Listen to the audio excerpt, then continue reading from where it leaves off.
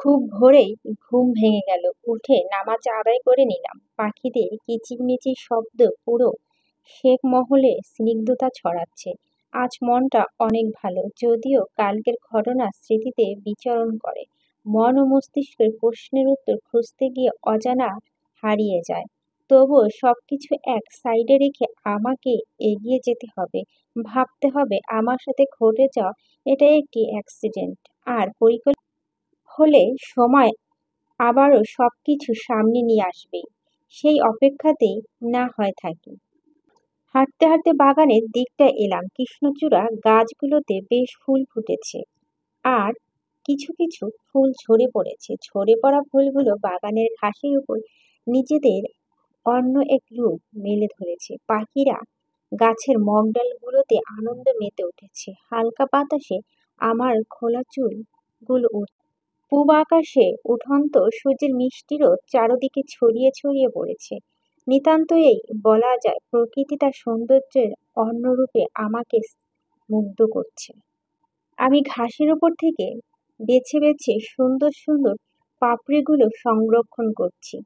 চারপাশে সবকিছুই আমার বাস্তবিক জগৎ থেকে হারিয়ে গেছে। আমি তো ডুবে আছি প্রকৃতির মহিমান্বিতে অন্য এক জগতে। হঠাৎ একজোড়া পা আমার সামনে এসে দাঁড়ালো। আমি পায়ের নিচে তাকিয়ে আছি।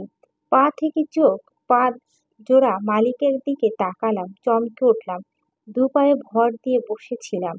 চমকে ওঠার কারণ ভর সামলাতে না পেরে ঘাসের উপর বসে পড়লাম।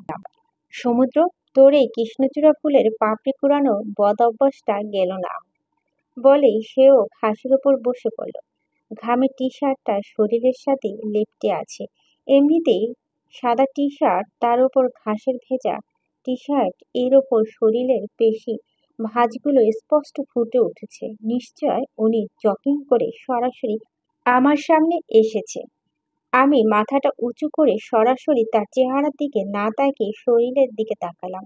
নিজেকে কন্ট্রোল করার মহাচেষ্টা আমি ব্যর্থ। আমি চোখ দিয়ে সমুদ্র ভাইয়াকে গিলে খাচ্ছি। আমার দিকে ঝুঁকে সমুদ্র ভাইয়া ফিসফিস করে বলে, তাকিয়ে আছিস কেন? আমি খেয়ে দেখবি? আমি কথা দিচ্ছি, খেলে মোটেও নিরাশ হবি না, মাই চড়ুই গার্লস। তার কথা বিষম খেলাম, কাশি উঠে গেল। সে আমার থেকে কিছুটা দূর করে নিল। আজকে সামলিয়ে কিছু বলবো তার আগে সমুদ্র ভাইয়া আমার হাতে অনেক পাপড়ি দিয়ে বলল, থাক, তোকে খেতে হবে না। সময় হলে আমি আমার জিনিস হাসিল করে নিব। ও আচ্ছা, সেটা বলতে এসেছিলাম। তোর জন্য একটি টিউটর ঠিক করেছি, আজ আসবে। সে প্রতিদিন এসে পড়িয়ে যাবে, তাই আর কোচিং করতে হবে না। মন আরো বেশি খুশি হয়ে গেল। আমিও ওই কোচিংয়ে এর আর যেতে চাই না। আপাতত আমি বাইরে যেতে চাই না। তাই আমি মাথা নাড়িয়ে বললাম, আচ্ছা সমুদ্র, এখন ঘরে চল। হুটহাট করে বাগানে এমন ভাবে বেখেয়ালি ভাবে আসবি না, চল। গম্ভীর গলায় সমুদ্র ভাইয়ের কথায় আগামাথা কিছুই বুঝলাম না। ক্ষণে একরকম, ক্ষণে অন্যরকম। ওনার মতিগতি সত্যি আমার মাথার উপর দিয়ে যায়। যাক, আর কিছু না ভেবে আমি তার পিছু পিছু ঘরের দিকে চললাম। প্রতিদিন বিকেল একজন আপু এসে আমাকে পড়িয়ে যায়। অসাধারণ পড়ানো স্টাইল তার। দেখতে দেখতে ১.৫ মাস কেটে গেল। সমুদ্র ভাইয়ার মুখোমুখি খুব একটা হচ্ছি না। তিনি খুবই ব্যস্ত সময় পার করেছেন। আমিও পড়াশোনা নিয়ে ব্যস্ত সময় পার করছি। কেন যেন মনে হচ্ছে তিনি আমাকে সময় দিচ্ছেন আমার ক্যারিয়ার এগিয়ে যাওয়ার জন্য, আমাদের সম্পর্কটা নর্মাল করার জন্য হয়তো। তবে আগে থেকে আমাদের মাঝে সম্পর্কটা একটু একটু করে নরম হচ্ছে, গভীরের দিকে যাচ্ছে। আজ সারাটা দিন আকাশ মেঘলা। আমি সেই সকাল থেকে বসে আছি কখন বৃষ্টি আসবে, কিন্তু সারাটা দিন আকাশ শুধু গুড়ুম গুড়ুম করে ডেকেই গেল, আর বৃষ্টি আসলো না। সন্ধ্যাবেলা পড়তে বসছি। কিছুক্ষণ পর পর কনকনে ঠান্ডা বাতাস জানালা দিয়ে আমার রুমে আসছে। আমার শরীর হালকা কেঁপে উঠল। মন আর পড়তে বসলাম। প্রকৃতি আমাকে যেন তার দিকে আহ্বান জানাচ্ছে বারবার। আমি ধীরে ধীরে হেঁটে বারান্দার দিকে এগিয়ে গেলাম। গুড়ি গুড়ি বৃষ্টি হচ্ছে, মনের খুশিতে আত্মহারা হয়ে উঠলাম। আমি বারান্দা ছেড়ে দ্রুত ছাদের দিকে যার মনস্থির করলাম। দরজাটা একটু খুলে এদিক সেদিক উকি দিলাম। মা আর চাচিরা আশেপাশে থাকলে আমি কখনোই বৃষ্টিতে ভিজতে পারবো না। না, নেই, তারা সত্যিই নেই। উফ, আজ কি ভাগ্য এতই ভালো, কি সুন্দর সায় দিচ্ছে আমারকে আর পায়েকে। আমি লাগালাম দৌড় ছাদের দিকে। সে মহলের বিশাল ছাদ, চারপাশের মধ্যেই আকৃতি ছোট ছোট নানান রকমের গাছপালা লাগানো, হালকা বাতাস বইছে, এর মধ্যেই ঝুম বৃষ্টি হচ্ছে। আমি বৃষ্টিতে ভিজতে লাগলাম, এদিক ওদিক ঘুরে ঘুরে দুহাত মেলে বৃষ্টি উপভোগ করছি। বৃষ্টিতে ভেজবো আর গান গাইবো না, তা কি করে হয়? গুনগুনিয়ে একটা গান ধরলাম, যেটা আমার এই পরিস্থিতিতে খুব সহজে মিলে যায়। এই মেঘলা দিনে একলা ঘর। সরি, গানটার আর্টিকেলগুলো উচ্চারণ করলে হয়তো আমাকে কপিরাইট দেবে। আমার গুনগুনিয়ে গানের মাঝে আমি অন্য আরেকজনের বিস্তার আঁচ করতে আমি থেমে গেলাম। আমি ছাদের এক পাশে ছিলাম, অন্য পাশে তো লক্ষ্যই করিনি। শুনছি সন্ধ্যাবেলায় ভূত পিশাচরা ঘুরে বেড়ায়। আমি যে বৃষ্টির টানে ছাদে এসে চুল ছেড়ে ধেই ধেই করে নাচতে শুরু করেছি, আমার ওপর নিশ্চয় কোনো জিনপরি নজর লাগতেছে। চারপাশে ঘন কুচকুচে কালো। আমার মনে ভয় চারপাশে পরিবেশটাকে আমার চোখে আরো বেশি কুচকুচে কালো করে তুললো। একটা ডুব গিলাম, আস্তে আস্তে পিছনের দিকে তাকালাম। ছাদে যেদিকটা আমি চাই না, হঠাৎ করে বিদ্যুৎ চমকে উঠল। বৃষ্টির মধ্যে আমি বিশাল আকৃতি এক ছায়ামূর্তি দেখে এক চিৎকার দিয়ে হাঁটু মুড়ে বসে পড়লাম। আমার চিৎকার বাড়ির ভেতরে কেউ শুনতে পারল না। মুষলধারে বৃষ্টির বেগ বৃদ্ধি পাচ্ছে। দুই হাত দিয়ে মুখ চেপে ধরে বললাম, আমার ওপর ভর করো না, প্লিজ ভর করো না। আমি আমার মায়ের একমাত্র মেয়ে। আমি এই জীবনে আর কখনোই ছাদে আসবো না, দিনেও আসবো না, আমাকে মেরো না। আমি এগুলো বলছিলাম, এর মধ্যেই হঠাৎ আমার ঘাড়ে কারো স্পর্শ পেতে আমি আরো বেশি আবোল তাবোল বলা শুরু করলাম। আমার একমাত্র ঘাড় মটকে দিও না, আমি আরো বাঁচতে চাই। আমি চারটা বাচ্চার মা হতে চাই, আমার মাথায় এটাই ছিটে নিয়ে যেও না। মা, আব্বা গো। মুহূর্তেই হো হো করে হাসির আওয়াজ শুনে আমার টনক নড়ে উঠল। প্রথমে ভয় পেলেও পরবর্তীতে হাসির আওয়াজ শুনে কিছুটা চেনা চেনা লাগছে। আরে, এটা তো সমুদ্র ভাইয়ার হাসির আওয়াজ। আমি টুপ করে হাতটা নামিয়ে তাকালাম, এর মধ্যেই আরেকটা আকাশে বিদ্যুৎ চমকে উঠল। আমি না করে ছিটকে দূরে সরে গেলাম, বললাম, এই এই তো তোতলাতে তোতলাতে সমুদ্র ভাইয়ার রূপ ধারণ করে এসেছে, আমাকে ধরো না। যাও, চলে যাও, না হয় আমি দোয়া দুরুদ পরে ফু দিব, যাও। সমুদ্র চুপ, একদম চুপ। সব সময় মনে ড্রামাটিক সিন কল্পনা করে, বাস্তব পরিণত করার চেষ্টা কর। একদম ড্রামা করবি না। চুপ, দাঁতে দাঁতে চেপে ড্রামা কুইন। আপনি সমুদ্র ভাইয়া? সমুদ্র ভাইয়া মুখ ভেঙচি বলল, না, আমি তো সাইয়া, তোর যমরাজ, ঘাড় মটকে খেতে এসেছি, আয় খাই। আমি দ্রুত সমুদ্র ভাইয়ার দিকে এগিয়ে গেলাম, উপর থেকে নিচ ভালো করে তাকালাম, তারপর হাতটা ধরে কুটুস করে একটা কামড় বসিয়ে দিলাম। উফ, ঝিনুক, ছাড় বলছি, ছাড় রাক্ষসী মাইয়া। আল্লাহ, দাঁত বসে গেল। এ হারে বদমাইশ, তুই তুই কি কুত্তি নাকি? ছাড়। সমুদ্র ভাইয়াকে ছেড়ে দিলাম। হে হে করে 24 পাটির দাঁত বের করে হাসলাম, বললাম, ঠিক আছে, আপনি সমুদ্র ভাইয়াই। হে হে, শুধু শুধু ভয় পাচ্ছিলাম। সমুদ্র ভাইয়া, আপনিও ভয় পেয়েছেন তাই না? সমুদ্র ভাইয়া আমার মাথার টোপ দিয়ে বলল, তোর মতো বলদ ভীতুর ডিম আমি? ইস, আইসে সাহসী। আমিও ভয় পাইনি। বলতে বলতে আকাশে দিল এমন এক হাঁক, আই মিন বিদ্যুৎ চমক, চারপাশে আলোকিত হয়ে গেল কয়েক সেকেন্ডের জন্য। এর আগে বারের তুলনায় এবার বজ্রপাতটা বেশি শব্দ হলো। আমি আর স্থির থাকতে পারলাম না। আমি চিৎকার দিয়ে সমুদ্র ভাইয়ের বুকে মুখ গুজে তাকে ছড়িয়ে ধরলাম। সমুদ্র কেঁপে উঠল। এমন একটা পরিস্থিতির মুখোমুখি এখন সে হতে চায় না। সমুদ্র বলা বাহুল্য, মেচুর একজন পুরুষ নিজের শখের নারীকে কাছে পাওয়ার কামনা প্রতিনিয়ত জেগে ওঠে, এটাই স্বাভাবিক।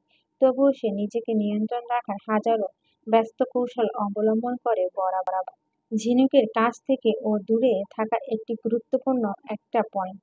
ঝিনুক 19-এ পা দিয়েছে, বড় হয়েছে, কিন্তু এখনো কিছুটা ইমিচিউরড হয়ে গেছে। সে তো কিছুটা সময় দিতে চেয়েছিল, কিন্তু ঝিনুক এমন কাছে আসায় সমুদ্র বাঁধ ভেঙে চুরমার করে দিচ্ছে। সমুদ্র নিজেকে ভিতর থেকে শান্ত রাখার চেষ্টা করছে। এর মধ্যে তার প্রিয়তমা তার দিকে মুখ তুলে তাকালো। তার চড়ুই বউকে এখন তার কাছে খুব লোভনীয় লাগছে। সমুদ্রের শবরের বাঁধ ভেঙে গেল। আমি সমান তালে কাঁপছি। খুব বেশি বৃষ্টিতে ভেজা হয়ে গেছে। শরীর সহ ঠোঁট দুটো কেঁপে কেঁপে উঠল। আমি সমুদ্র ভাইয়ার দিকে তাকালাম, নিশ্চিত সেও ঠান্ডাটা অনুভব করছে। আমি কিছু বলতে যাব, তার আগে সমুদ্র ভাইয়া একটু ঝুঁকে আমার কপালে একটা পরশ এঁকে দিল। আমি আরো বেশি কেঁপে উঠলাম। ইস, ভুলে গেছি সে পরিপক্ক একজন পুরুষ, আমিও পরিপক্ক একটি নারী। অবশ্যই আমাদের এরকম পরিস্থিতি আসা উচিত হয়নি। দুয়ে দুয়ে 5 হতে বেশি সময় লাগবে না। আমার চিন্তা ভাবনার মধ্যেই সমুদ্র ভাইয়া আমার ঠোঁটগুলো তার আয়ত্তে নিয়ে নিল।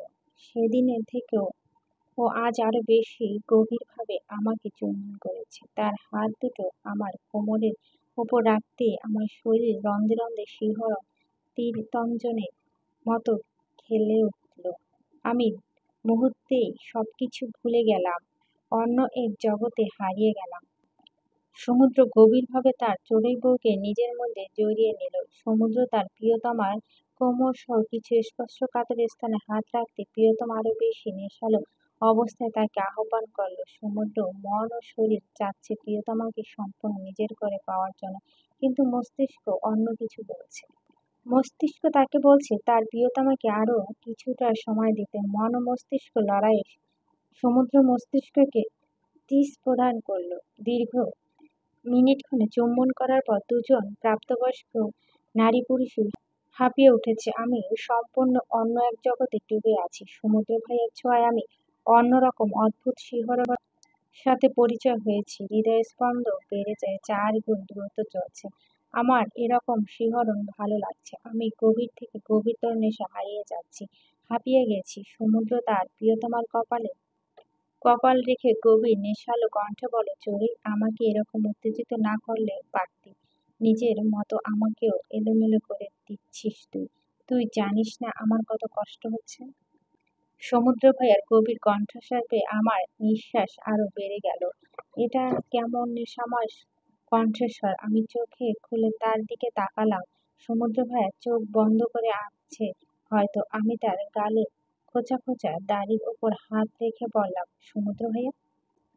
সমুদ্র ভাইয়া দ্রুত আমার কাছে থেকে দূরে সরে গেল। আমি ভুরু কুঁচকে তাকালাম। সে বলল, ঝিনুক। কণ্ঠ পরিবর্তন হয়ে স্বাভাবিক, সোজা রুমে যা, তোকে যেন এখানে না দেখি। যা যা, ধমক দিয়ে আমার মন খারাপ হয়ে গেল। সে এত গিরগিটির মতো রং পরিবর্তনশীল কেন? আমি আর দাঁড়িয়ে থাকতে পারলাম না। অপমান বোধ ও লজ্জা কাজ করলো, চোখ ছলছল করে উঠল। ভালো করে বলল তো চলতো। আমি কি তার কাছে এসেছিলাম নাকি সে এসেছে? দৌড়ে রুমের দিকে চলে এলাম।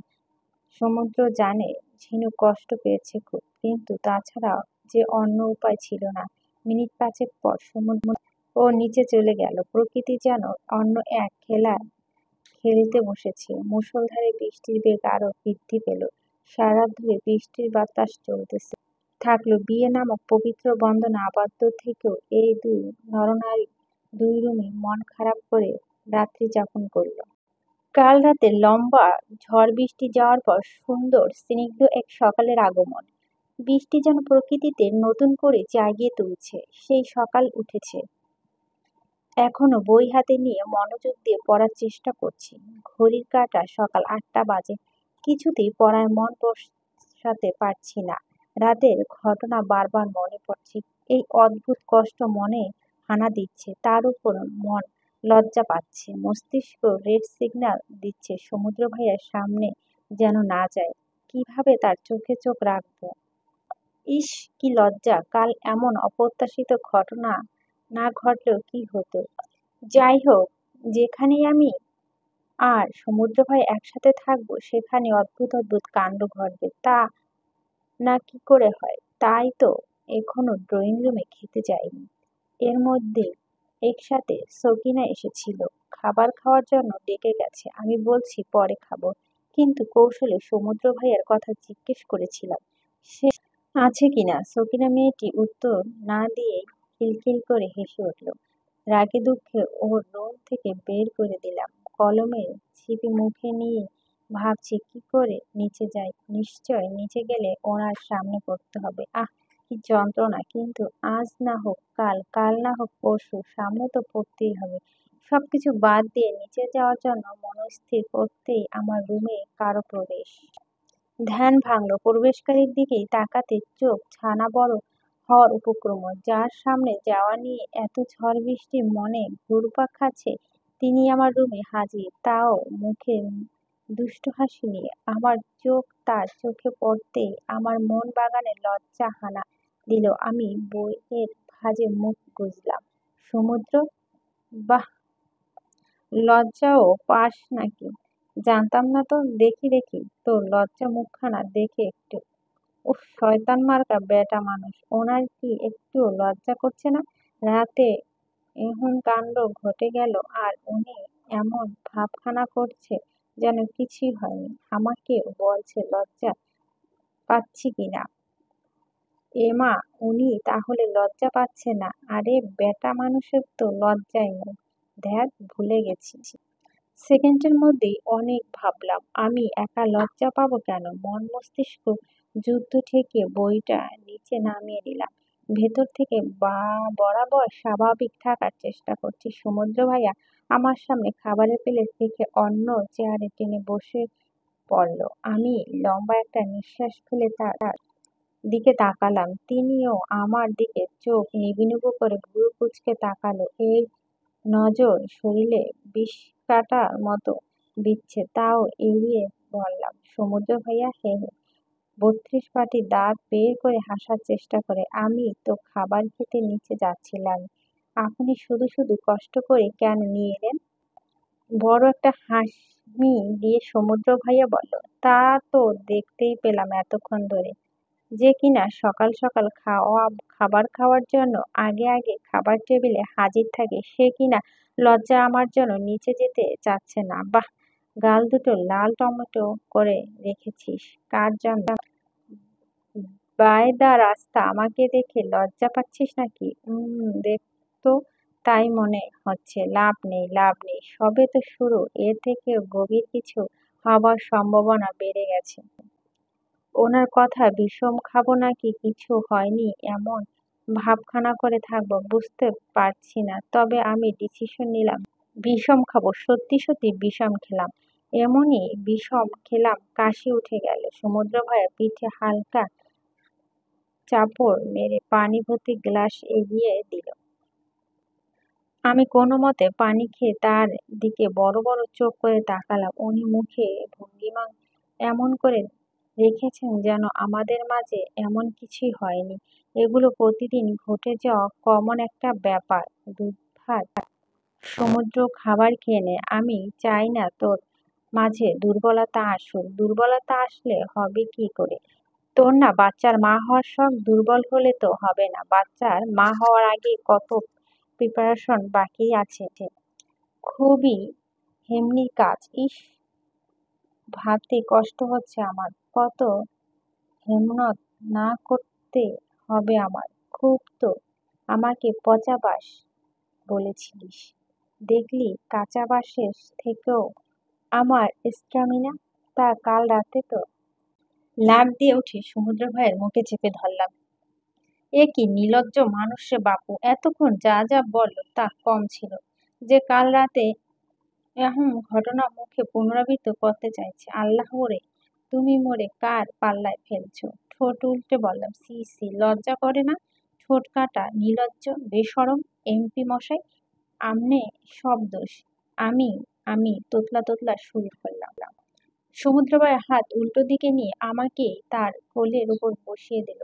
থুতনিটা আমার ঘাড়ে রেখে বলো, কিছু না করে তো দোষ আমার, করলেও তো মনে হয় দোষ।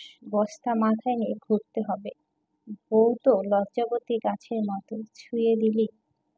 আম্মা গো, উনি এমন কথাবার্তা কেন বলে আমার সামনে? ওনার এসব কথা সারাদিন আমার মনোমস্তিষ্ক ঘুরপাক খায়। সারাদিন ওনার কথা ভাবায়। কান দিয়ে ধোঁয়া বের হচ্ছে। আমি কিছু বলার আগে সমুদ্র ভাইয়া ফোনটা বেজে উঠল। তিনি এক হাত দিয়ে ফোনটা রিসিভ করলো। 10-15 সেকেন্ড কথা বলল, তারপর আসছি বলে কল কেটে দিল। আমাকে ছেড়ে দিল, বলল, আর কত আমার কোলে বসে থাকবি? আমার কোলে ওঠা দেখি খুব শক্ত। আমি দ্রুত তার কোলের ওপর থেকে ছিটকে দূরে সরে দাঁড়ালাম। কি ভয়ঙ্কর বিপজ্জনক মানুষ রে বাপু! কথা দিয়ে সামনে থাকা মানুষটাকে ভস্ম করে দিতে ওস্তাদ। সমুদ্র এত সাত-পাঁচ তো ভাবতে হবে না, মাথা শুধু গোবর। তাই ঠিকঠাক মতো খাবার খাবি, সময় মতো অনীহা যেন হয় না। তুই খাবার খুব অনীহা করিস। উনি দরজার সামনে গিয়ে দাঁড়িয়ে গেল, বলল, ও শোন পিচ্চি, তোর জন্য সুখবর। মুনতাহা আর নাজিম বাড়ি ফিরবে আজ। তিনি দরজা খুলে চলে গেল। আমি খুশিতে লাফিয়ে উঠলাম। মুনতাহা আপু আসছে, নাজিম ভাইয়াও আসছে। আনন্দে আটখানি হয়ে উঠলাম। সারা সকাল থেকে দুপুর থেকে বিকাল আমি অপেক্ষা করছি তারা কখন আসবে। সোফায় একবার শুয়ে তা একবার বসে অপেক্ষা করছি তো করছি। অপেক্ষা করতে করতে সোফাতে ঘুমিয়ে পড়লাম। সন্ধ্যাবেলা মুনতাহা, নাজিম আর সমুদ্র একসাথে বাড়ি ফিরল। সে রংমহলে যেন এক খুশির বার্তা ফিরে এলো। সবাই মুনতাহা আর নাজিমকে দেখে এটা সেটা বলল। ছোট চাচির ছেলে ও মেয়েকে পেয়ে প্রলাপ কান্না শুরু করল। বাকিরা তা দেখে হাসছে। বাড়ি এমন কোলাহল শব্দে ঝিনুক ঘুম ভেঙে গেল। ঘুম ঘুম চোখে ঢুলঢুল পায়ে সেদিকে এগিয়ে গেল। বলল, কান্না করছিস কেন ছোট চাচি? আপনে এই প্রলাপ কান্না আমার কাচা। আরে মুনতাহা আপু, নাজিম ভাইয়া আমারে আর পায়কে। আমি দৌড়ে মুনতাহা আপুকে জড়িয়ে ধরলাম। আপু, তুমি সত্যি এসেছো? আমি এতক্ষণ অপেক্ষা করছি, তুমি জানো? আপু, মুনতাহা পাগলি, হয়েছে। এবার ছাড়, আমি আর যাচ্ছি না। এবার থেকে এখানেই থাকবো। এর মধ্যেই নাজিম ভাইয়া বলল, এমা, আমাকে তো দেখে ভুলেই গেছিস। তার মানে তুই শুধু মুনতাহার জন্য অপেক্ষা করছিলি? আমি তো কেউ না। নাজিম ভাইয়ার দিকে এগিয়ে গেলাম, তার হাতটা ধরলাম, হেসে বললাম, তোমার জন্য অপেক্ষা না করে পারি? আমি তো সেই সকাল থেকে ওয়েট করছি, তুমি এসে আমার সাথে রাগ করে দিলে ঠোঁট উল্টে। নাজিম ভাইয়া হো হো করে হেসে উঠল। সমুদ্র মনে মনে বলল, এ নে, ওনার প্রধান ট্রিক্স কাজে লেগে গেছে। Drama queen. মুনতাহা আপু, নাজিম ভাইয়া সহ পরিবারের সাথে ভালোই খোশ গল্প করে সময় গেছে। কত গল্প। মুনতাহা আপু মেডিকেল কোর্সে 4 বছর শেষ। এসব তিনি ঢাকায় ইন্টার্নশিপ করবে। নাজিম ভাইয়াও একটা ডিউটি শেষ করেছে। যেহেতু বোন সিলেটে নেই, তাই সেও থাকার মানে হয় না। উনিও তার পোস্টিং ঢাকার দিকে নেওয়ার জানিয়েছে। আশা করছে খুব শীঘ্রই হয়ে যাবে। কালকে সন্ধ্যা তার ভালোই গেছে। আজকে সকাল থেকে দুপুর পর্যন্ত দিনটা ভালোই গেল। বিকেল বেলা নাজিম ভাইয়ের বন্ধু সাথে মিট করতে চলে গেছে। মুনতাহা আপু ঘুমাচ্ছে। আমি পড়ার টেবিলে ম্যাডামের আসার অপেক্ষা আছি। অপেক্ষা করতে করতে ম্যাম চলে এলো। 1.5 ঘন্টা মনোযোগ দিয়ে পড়া শেষ করলাম। ম্যাডাম, কাল তো রেজাল্ট দিবে। পরীক্ষা কেমন দিয়েছো তার ফলাফল পেয়ে যাবা। আমি লাফ দিয়ে উঠে দাঁড়ালাম, বললাম, কি কাল রেজাল্ট দিবে? আল্লাহ, এত তাড়াতাড়ি কেন? এই দিন এগিয়ে এলো। ম্যাডাম আমার দিকে অদ্ভুত দৃষ্টিতে তাকিয়ে আছে। আমি জোরপূর্বক হাসি দিয়ে বসে পড়লাম। ম্যাডাম, কেমন স্টুডেন্ট তুমি? পরীক্ষার রেজাল্ট দিবে সেটা মনে নেই? তোমাকে পড়াতে রাজি হয়ে পড়ছি ঝামেলায়। আপ টু ডাউন হলে সমুদ্র শেখ মাইনকে চিপা না ফেলায়। আবার এই চিন্তাও আছে তুমি তোমার স্বপ্নের ভার্সিটিতে চান্স পাবা কিনা। আসলে আমি গাট্টু মার্কার স্টুডেন্ট না, খুব ভালো না খুব খারাপ, মিডলে আছি। আমাদের বংশের ছেলে মেয়েরা অনেক মেধাবী হয়। এই যে মুন্থা আপু মেডিকেলে পড়ছে, নাজিম ভাইয়া পুলিশের এসআই পদে আছে, আমার ভাইয়া অ্যাব্রো চলে গেল, সমুদ্র ভাইয়া রাজনীতিতে এমপি, আমি কি হবে? আহ, ক্যারিয়ার গড়া কি বেদনাময় কাজ। থাক গে, সবাই তো ভালো ক্যারিয়ার গড়তে, খারাপ ক্যারিয়ার কে গড়বে?